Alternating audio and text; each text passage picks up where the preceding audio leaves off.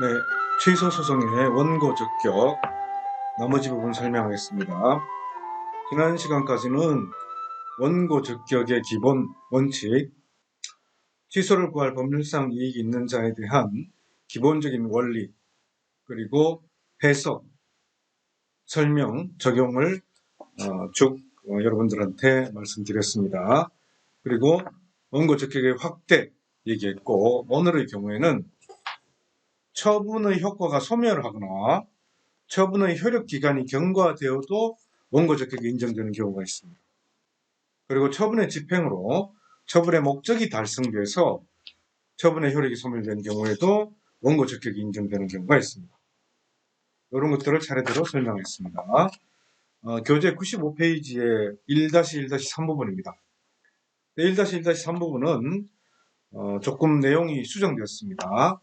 정오표에 포함되어 있는데 정오표를 이렇게 정리를 했습니다. 자, 1-1-3부분을 지금 이렇게 바꿔주기 바랍니다. 자, 잘 표시를 했나요?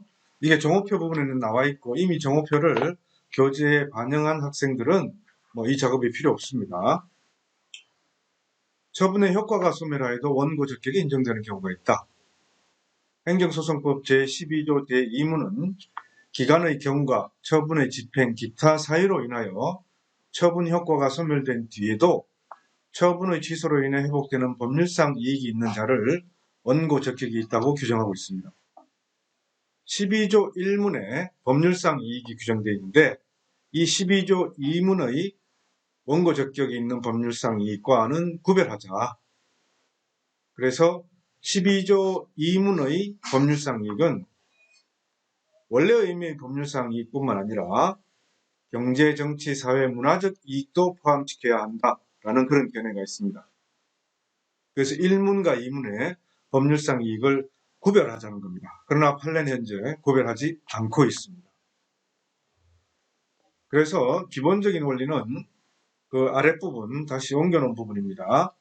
행정처분의 존재로 인하여 국민의 권익이 실제로 침해되고 있는 경우는 물론이고 권익 침해의 구체적 현실적 위험이 있는 경우에도 이를 구제하는 소송이 허용되어야 된다라는 것이 기본적인 원리입니다.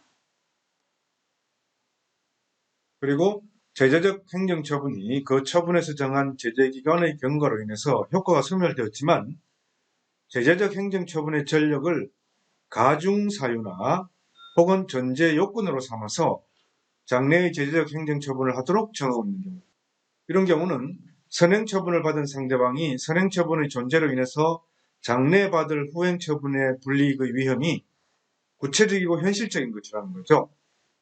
그래서 선행처분의 취소소송을 통하여 불이익을 제거할 필요가 있다.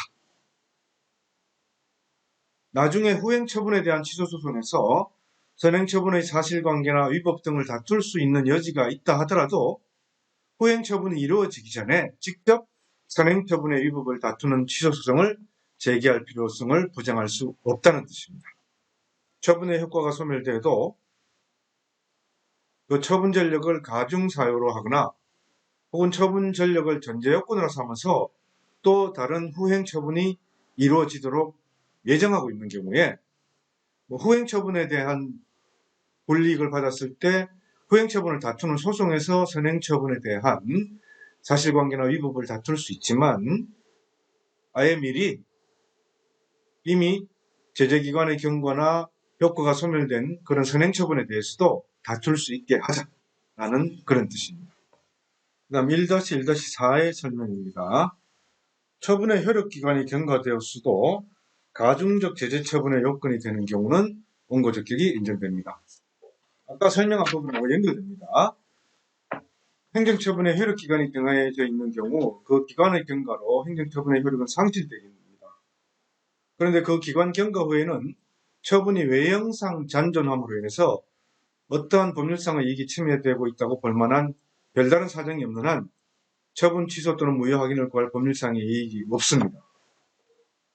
그런데 행정처분의 전력이 장래에 불이익하게 취급되는 것으로서 법에 규정되어 있어서 법정의 가중요건으로 되어 있고 이후 그 법정 가중요건에 따라서 새로운 제재적인 행정처분이 가해지고 있다면 선행 행정처분의 효력기관이 경과했다 하더라도 그 처분의 잔존으로 인해서 법률상 이익이 침해되고 있다고 볼 만한 특별한 사정이 있는 경우에 해당된다는 것이죠.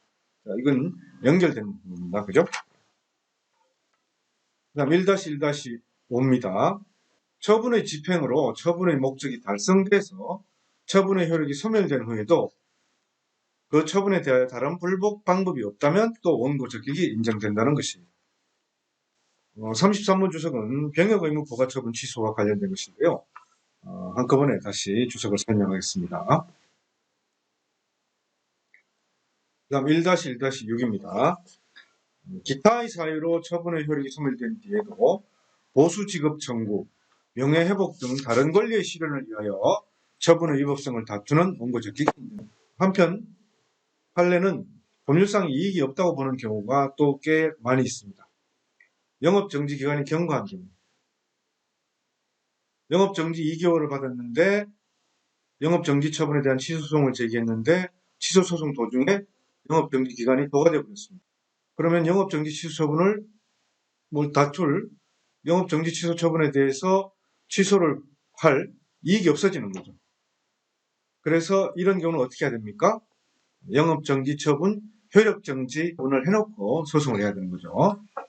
인허가 취소 처분, 취소 소송 중 인허가 처분의 효력기간이 경과한 경우, 대집행 완료 이후의 대집행 개고 처분의 취소 청구, 건축 허가에 따른 공사 완료 이후의 건축 허가 취소 청구, 환지 처분 공고 이후에 환지 예정지 지정 처분 취소 청구를 하는 경우, 보충력 편입 처분 및 공익근무요원 소집 처분 취소 소송 중 병역 처분이 변경된 경우, 공익근무요원 소집 해제 신청 거부 처분 취소 소송 중 공익근무요원 복무기간 만료로 소집 해제 처분을 받은 경우, 사법시험 1차 시험 불합격 처분 취소 소송 중 새로 실시된 사법시험 1차 시험에 합격한 경우, 과징금 감면 처분 이후에 과징금 부과 처분의 취소 청구, 이런 경우는 회복되는 법률상의 이익이 없다. 그래서 원고 적격이 없다라는 그런 의미입니다. 이 예로 든 이런 원고 적격이 인정되지 않은 사례 가운데, 이 예로 든 이런 사례 가운데 행정소송법상의 효력정지 처분 혹은 집행정지 처분을 받아 놓은 경우는 소송을 계속할 실익이 있지만은, 그렇지 않은 경우는 소송을 계속할 실익이 없어서 원고 적격이 사라지게 됩니다. 그런데 이 내용 중에는 그런 효력정지, 집행정지를 할 대상이 되는 경우도 있고 그렇지 않은 경우도 있습니다. 1-1-8 처분청인 지방자치단체장이 행정심판 재결을 하는 경우에는 지방자치단체가 재결 취소 소송을 제기할 수 있는가? 요거는 여러분들이 지금 구별을 해야 될 것이, 지방자치단체의 장이 행정심판 재결을 받았죠. 원래 처분은 지자체의 장이 하니까. 그런데 지방자치단체가, 지자체가 취소 소송을 제기할 수 있는가? 이 말입니다. 원고 적격의 범위가 확대돼서 이해관계에 있는 제3자도 그 처분에 대한 불복 소송을 제기할 수 있죠. 재결 자체도 하나의 처분이죠. 그죠? 재결도. 지자체의 장이 처분을 했고, 그런데 행정심판에서 지자체의 장에게 불리한 재결이 났습니다. 그런 경우에 지자체가 그 재결의 취소 소송을 제기할 수 있는가의 문제입니다. 판례는 부정하고 있습니다. 왜냐하면 행정심판 재결의 기속력은 피청구인인 행정청인 지자체의 장 및 기타 관계 행정청을 기속하기 때문이죠. 그래서 지자체는 당연히 거기에 기속을 받기 때문입니다. 그러나 기속력 받는 자는 피청구인인 처분청이고 불복소송 제기자는 행정주체이다 라는 의미에서 긍정설도 있습니다만 현재 판례는 부정하고 있습니다. 이상이 행정소송 중 취소소송의 원고 적격과 관련된 부분에 대한 설명을 다 했고, 마지막 처분의 효과가 소멸된 뒤에 처분의 효력기간이 경과된 뒤에,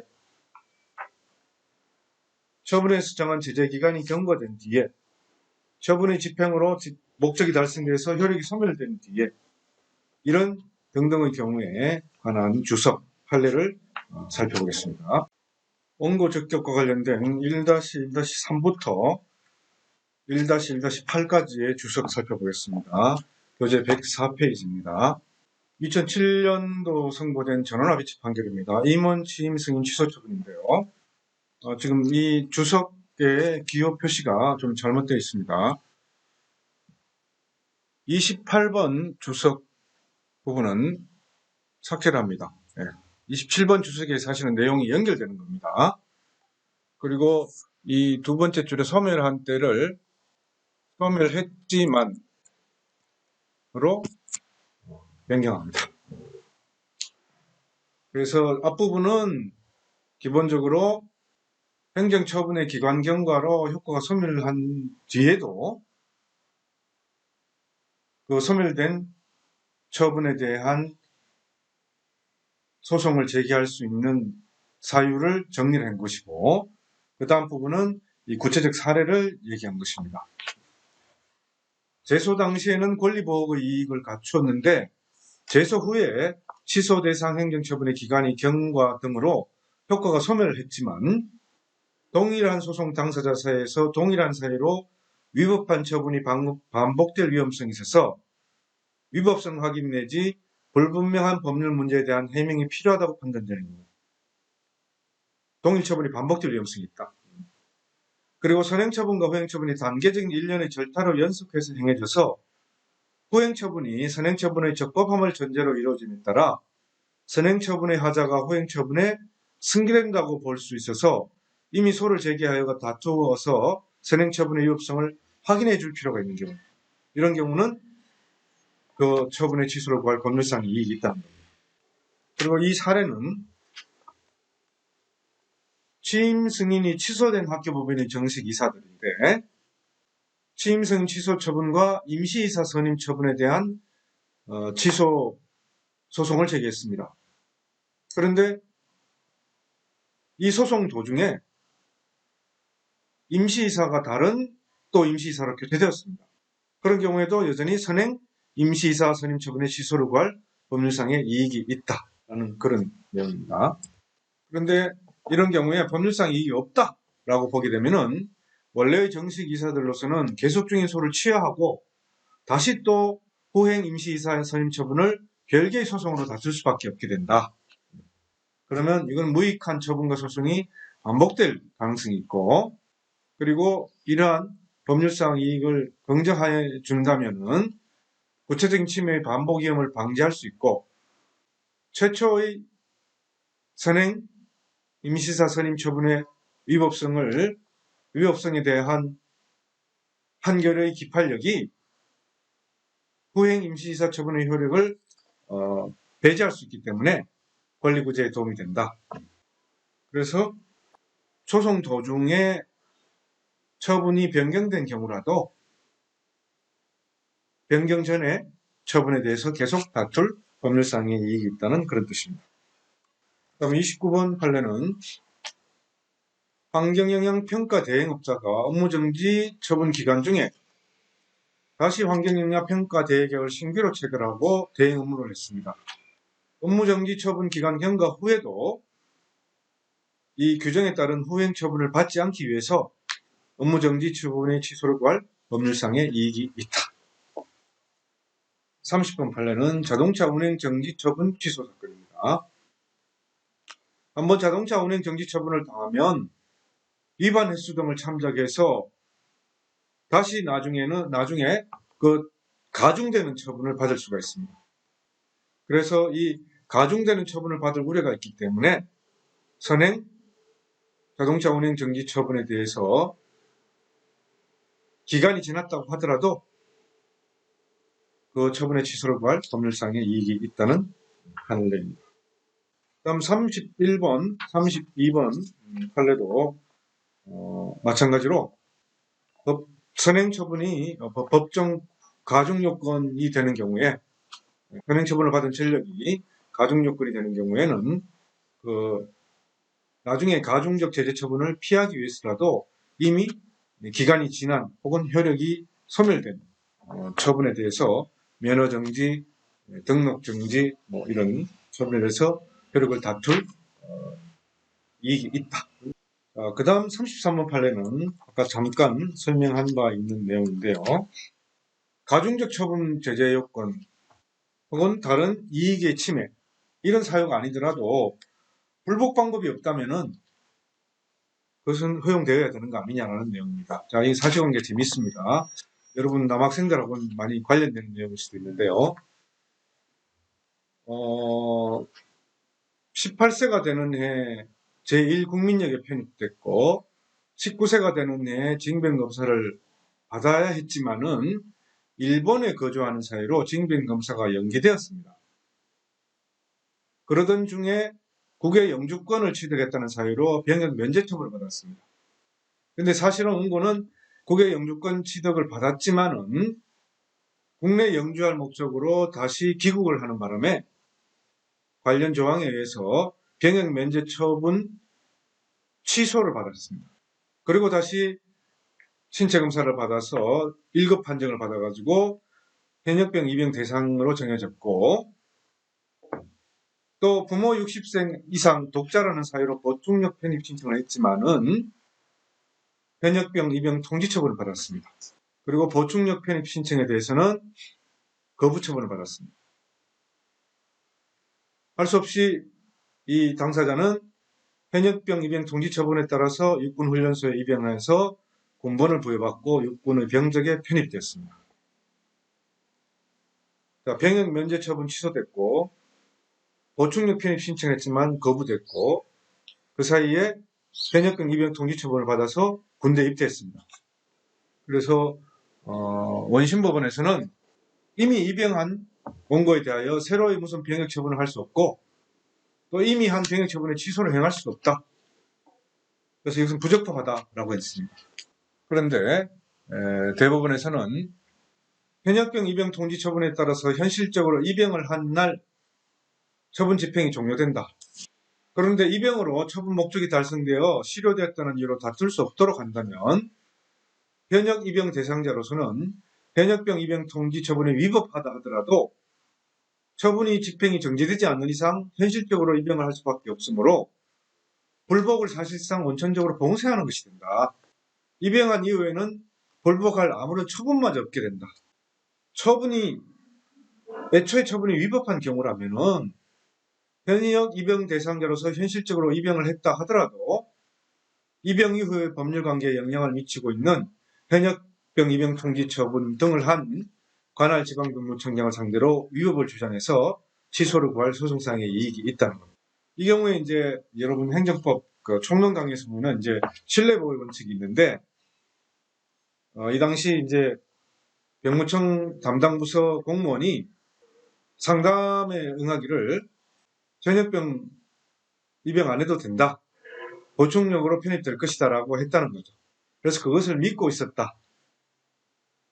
그래서 현역병 입영 통지 처분은 이 신뢰보호 원칙에 위반된다라고 했지만은 정식의 서면 질의가 아니고 그냥 구두 상담 차원에서 안내응서 신뢰한 경우는 신뢰보호 원칙이 적용되지 않는다는 뜻입니다.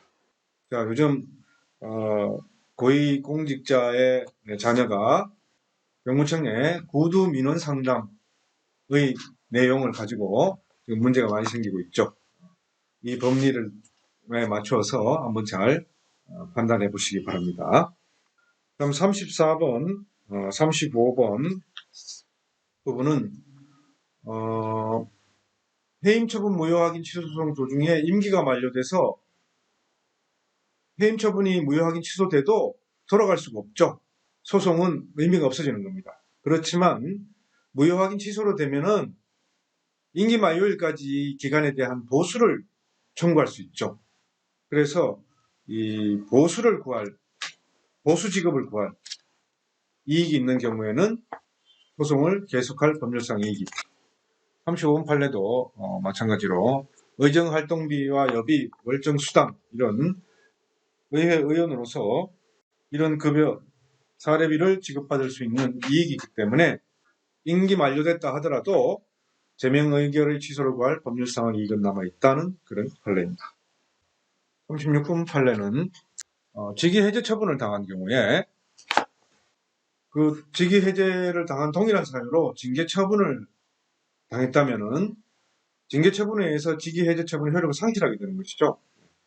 그런데 이때 징계처분으로 인해서 직위해제 처분이 소멸하는 것은 사후적으로 소급해서 소멸하는 것이 아니라는 거죠. 그래서 인사규정 등에서 직위해제 처분에 따른 효과로 승진 승급에 제한을 가하는 법률상의 불이익을 규정하고 있는 경우는 이 법률상 불이익을 제거하기 위해서 실효된 직위해제 처분에 대한 구제를 신청할 이익이 있다. 노동조합 인터넷 게시판에 국민건강보험공단 이사장을 모욕하는 내용의 글을 게시한 근로자에 대해서 인사규정상 직원 의무를 위반하고 품위 손상을 했다는 사유로 직위해제 처분을 한 후에 동일한 사유로 해임 처분을 한 사안입니다.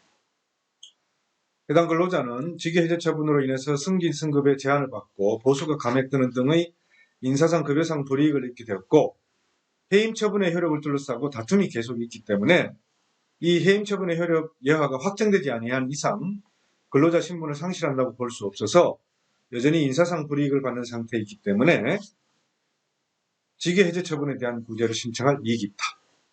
직위해제 처분이 해임 처분에 의해서 효력을 상실했다 하더라도 신청할 이익이 있다는 겁니다. 그 다음 특별 전형에 관한 불합격 처분 취소인데요.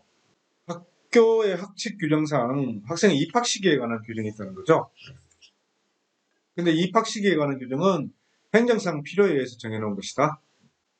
어느 학년도의 합격자는 반드시 당해 연도에만 입학해야 된다는 거 볼 수 없기 때문에 불합격 처분의 취소를 구하는 소송 계속 중에 당해 연도 입학 시기가 지났더라도 이게 취소로 인정되면 다음 연도 입학 시기에 입학할 수도 있다. 그래서 불합격 처분의 적법 여부를 다툴 만한 법률상의 이익이 있다. 퇴학처분 취소입니다. 고등학교 퇴학처분을 받은 자가 고등학교 졸업학력 검정고시에 합격했습니다. 그러면 뭐 퇴학처분 취소를 받더라도 이미 고등학교 졸업학력 인정됐으니까 뭐 의미가 없지 않느냐, 다툴 이익이. 그런데 고등학교 학생으로서의 신분과 명예가 회복될 수 없는 것이니 퇴학처분의 위법을 주장하여 취소를 구할 소송상의 이익이 있다. 그다음 공무원이었던 원고가 파면 처분을 받았는데 그 후 징계에 관한 일반 사면령이 공포시행됐습니다. 그래서 징계 처분의 효과가 사면 이후에 소멸됐습니다. 사면의 효과는 소급되는 것이 아니기 때문에 일반 사면이 있었다 할지라도 파면 처분으로 이미 상실된 원고의 공무원의 지위가 회복될 수 없는 것이니 파면 처분의 위법을 주장하여 취소를 구할 소송상 이익이 있다. 그 다음 40번 판례는 이제 소송상 이익을 부정하는 판례인데요. 도시자연공원의 공원 부지에 포함된 이 개인 소유 토지에 골프 연습장을 설치할 수 있도록 변경 위반 제한에 대한 반려처분이 있었고 이 반려처분 취소 소송을 제기하는 도중에 공원 전부를 도시자연공원구역으로 변경 지정됐는데 그 근거법이 바뀌었다는 거죠. 그래서 국토이용계획법상의 용도구역으로 바뀌어버렸습니다. 도시계획법상의 토지에 관한 공원조성 계획은 폐지되어 존재하지 않게 됐다.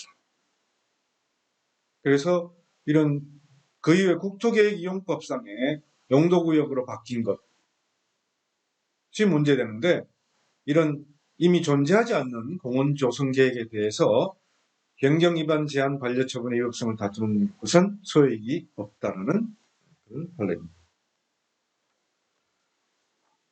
사실은 소의 이익이 확대되는 경우를 많이 지금 예로 보고 있지만은 소의 이익이 확대되는 것을 이제 강조하기 위해서 이런 판례들을 여러분들한테 설명하는 것이고 실제로 소의 이익이 확대되어야 된다라고 주장하는 것들 가운데 인정되는 비율은 굉장히 사실 높습니다. 다음 시간에는 피고 적격과 취소 소송의 대상 등에 관해서 보겠습니다.